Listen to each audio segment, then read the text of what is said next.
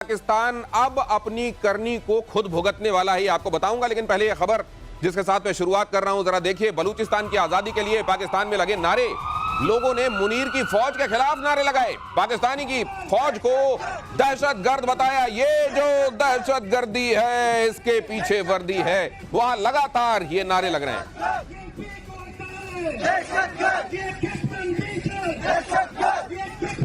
ये colonel colonel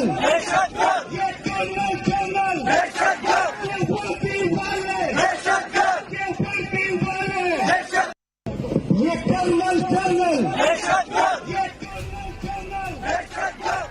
ये colonel colonel दहशतगर्द, ये वर्दी वाले दहशतगर्द। अरे अपने देश की फौज के लिए जब सही इंटेंट के साथ सही मुल्क में सही सिस्टम काम करता है तो फौजियों के लिए हम ऐसे नतमस्तक होते हैं जैसे हम हो रहे हैं। कमोडोर बहल मेरे सामने है। सर, पूरा कृतज्ञ राष्ट्र वॉर वेटरन्स को, फौजियों को, अपने फौजियों को सेलिब्रेट करता है।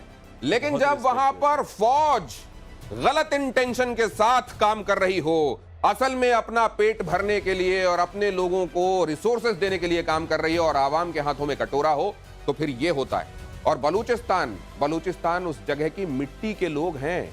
वो गलत तरीके से कहीं और से डेमोग्राफी में कोई डिस्टरबेंस करके वहां पर आकर मूल निवासियों को वहां से हटाकर किसी जगह को अपना मुल्क बताकर गए लोग नहीं है। और इसीलिए बलूचिस्तान के लोग अपनी मिट्टी से प्यार करते हैं। और आज ये विद्रोह वहां पर आप देख रहे हैं, ये कर्नल कर्नल दहशतगर्द, ये नारे इसीलिए वहां लग रहे हैं।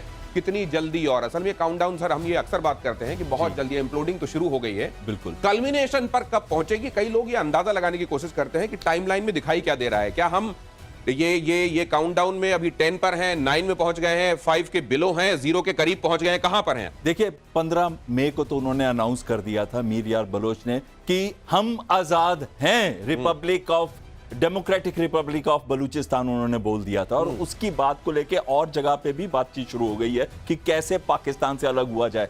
आपको मालूम है क्या, 586 वायलेंट इंसिडेंट्स हुए हैं, बॉम्बिंग्स, अटैक्स, एक्सप्लोड करना, और साथ में उसमें मारे गए हैं पाकिस्तानी सोल्जर्स 890 के करीब। ये फिगर मैं आपको सिर्फ अगस्त की दे रहा हूं।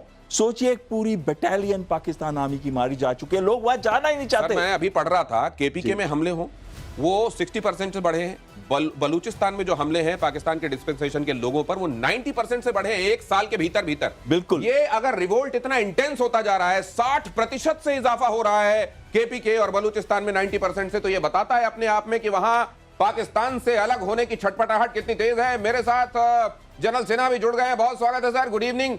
We are missing you here in the studio sir. लेकिन आप जुड़ गए, आपकी बात, आपका नजरिया हम तक पहुंच पाएगा, यही महत्वपूर्ण है। सर, मैं ये बात जानना चाहता हूं, ये यहां पर जिस तरीके से नारे लग रहे हैं, हम कई बार देख चुके हैं, वो केपीके हो या बलूचिस्तान, किस तरीके से डिस्पेंसेशन, खासतौर से आर्मी के खिलाफ वहां सेंटीमेंट और इंटेंस होता जा रहा है। मैं यही जानना चाह रहा था कि काउंटडाउन कितना जल्दी कल्मिनेशन में पहुंचने वाला है।